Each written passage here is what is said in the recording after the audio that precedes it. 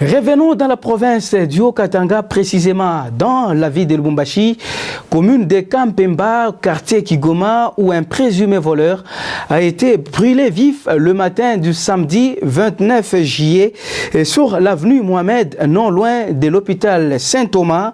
Ils étaient 4 voulant opérer dans une maison. Ils ont été surpris par le groupe d'autodéfense de ce quartier. 3 ont pris fuite alors qu'un a été arrêté et passé à tabac avant d'être brûlé vif. En tout cas, un acte condamnable par la loi congolaise. Reportage. Ces habitants ont trouvé un autre moyen pour se rendre justice en mettant du feu sur un présumé voleur le matin de ce samedi 29 juillet. Pour eux, trop c'est trop, il faut en finir avec l'insécurité dans ce quartier. On a fait réunion chez nous, entre nous d'abord, sans les chefs de quartier. Maintenant, on en a marre. Dans ce quartier, il y a beaucoup de voleurs. Chaque maison, il faut entrer, tuer, violer, prendre même des histoires dans la maison. Mais c'est pour dire qu'on a fait une réunion ici chez nous, que nous-mêmes, nous allons nous prendre en charge. On est d'attendre l'État qui vienne, nous-mêmes d'abord. On a commencé par celui-ci. Nous-mêmes, le peuple. On va continuer, on va tuer même 10 ici chez nous. La justice populaire, un acte à décourager, a dit le chef de quartier Kigoma Charles Mouchikonke, qui appelle la population de son quartier à collaborer avec les services de sécurité. La population haiwezi kujirendre justice kama wanaomba mwizi wanapaswa kutuletea sheria l'État, tunajua namna gani ya kuencadrer le mwizi parce que kama mtu anaiba ni mbaya sana, mais kujirendre justice ndio mbaya. Hii justice populaire iko mbaya sana. Sisi tunaomba kwa population kama mtu anaiba hivi mnatuambia yeye mnaleta l'État anafanya kazi yake. En l'espace de 2 semaines, la ville de Lubumbashi a enregistré plusieurs cas de justice populaire. Aux autorités compétentes de veiller à la protection de la population, mais également à la protection des lois de la République. Mesdames, Messieurs, restons sur ces chapitres et dire que de plus en plus la population s'est fait justice à Lubumbashi. Est-ce que le manque de confiance de la population dans la justice qui serait l'une des causes de la recrudescence de la vindicte populaire, ou vous voulez mieux encore la justice populaire? Que faire pour mettre fin à cette pratique? Joël Ndonji, cadre de la société civile Kampemba, tente de répondre à toutes ces questions dans cet entretien qu'il a accordé à notre estimé confrère Célestin Toumba Mbombo. Monsieur Joël Ndonji, bonjour. Bonjour, merci. Vous êtes coordonnateur de la société civile Kampemba. Nous remarquons que ce n'est qu'en Lubumbashi des cas récurrents de justice populaire. Une bonne pratique pour la population qui veut à tout prix se protéger. Une bonne pratique, en pensez-vous? La justice populaire n'est pas une bonne pratique dans un pays comme le nôtre. Notre pays a une constitution. Si vous voyez la constitution, notre constitution actuelle, dans ses articles 11, à partir de l'article 12, 13, 14, là on parle du droit fondamentaux de la personne. Donc la personne a un droit qui est sacré. Il a le droit à la vie. Parmi les droits qu'on doit respecter, le premier des droits, c'est le droit à la vie. Donc on ne peut pas brûler ou on ne peut pas se rendre justice. C'est une mauvaise pratique. Mais bon, on ne peut pas encourager. Même moi, je n'ai jamais été d'accord du comportement des bandits, des voleurs, tout ça. Mais dans notre pays, il y a des juridictions habilitées à traiter ce genre de matière. On ne peut pas dire que la justice populaire est une pratique qu'il faut encourager. La Constitution nous interdit de faire ça.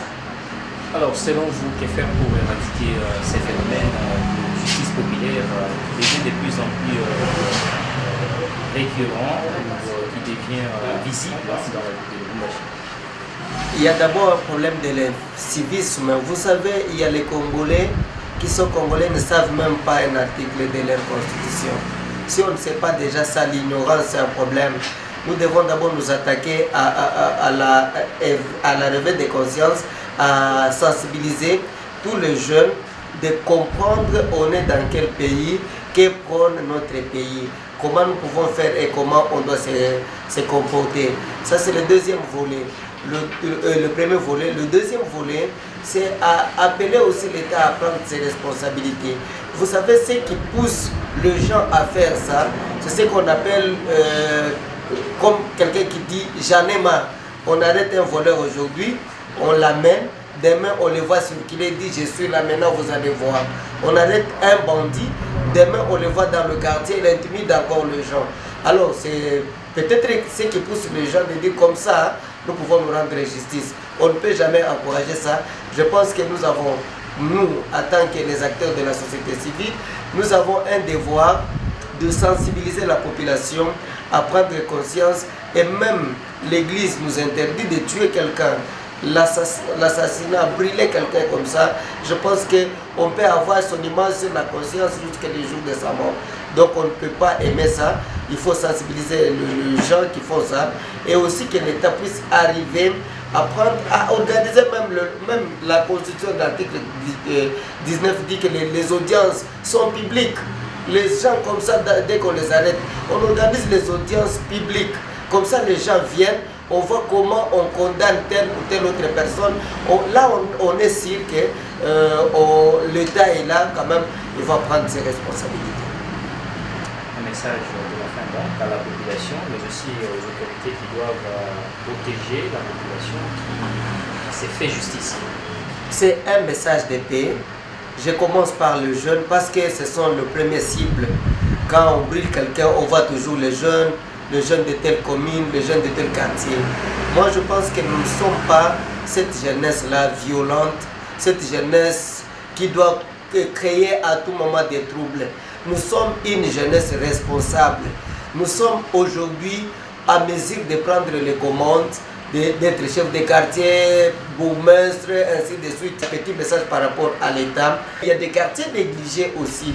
J'aimerais que si on va chaque fois, ces troupes, on va chaque fois, les gens qui font la patrouille dans chaque quartier, ça va nous aider. Je pense que ça, c'est utile. Il est temps que tout le monde puisse prendre sa responsabilité pour sécuriser la population. Nous avons droit à la paix, à la tranquillité et à la sécurité. Merci. Merci beaucoup. Et pour mettre un point final à cette édition du journal, mesdames et messieurs, nous allons parler de nous-mêmes. La deuxième saison du concours des musiques dénommé Showtime a vécu samedi 29 juillet sa première phase de présélection. Ce concours organisé par la radio-télévision Héritage suscite d'attention des jeunes talents louchois et présage un avenir meilleur pour la musique du Haut-Katanga. Reportage signé Luc Kadima Mouzaza. Cette première étape a permis aux organisateurs d'entrer en contact avec les compétiteurs à qui par ailleurs se sentent prêts à rafler les prix et places prévus. Contents de leur accueil leur réservé, ces derniers n'ont pas manqué de donner leurs impressions.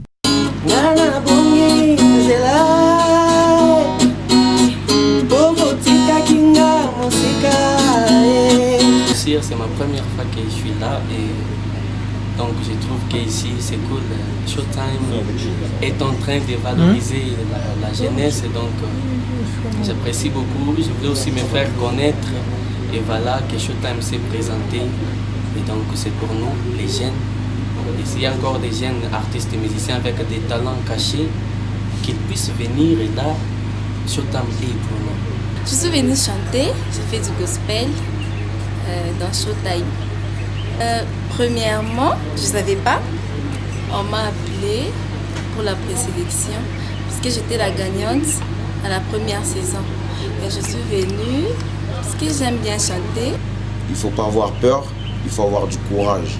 Surtout si tu as du talent à la maison, tu te dis que tu chantes bien, tu es le meilleur. Il ne faut pas te laisser toujours à la maison, il ne faut pas laisser les talents à la maison. Prends courage, viens ta chance et dans Showtime, voilà, on est là, nous on t'attend venir affronter les autres parce qu'il y a tout le monde qui sont là, et beaucoup de gens ils sont là. Et donc venez, les messages que moi je peux dire à tout le monde c'est d'être courageux. Le prix de la meilleure voix gospel, celui de meilleur interprète, mais également du meilleur partenaire sont là. parmi tant d'autres. Les innovations pour cette deuxième saison qui s'annonce très serrée. Un jury impartial et bien préparé quant à ceux. Showtime. Vraiment, je vous invite, le jeune talent gospel, soyez là nombreux. Venez, on va vous accompagner. Dieu sera au rendez-vous. Showtime. Signalons que ce concours va du jeudi 3 au 31 août 2017 et entre dans le cadre de l'encadrement de la jeunesse louchoise pendant cette période des vacances.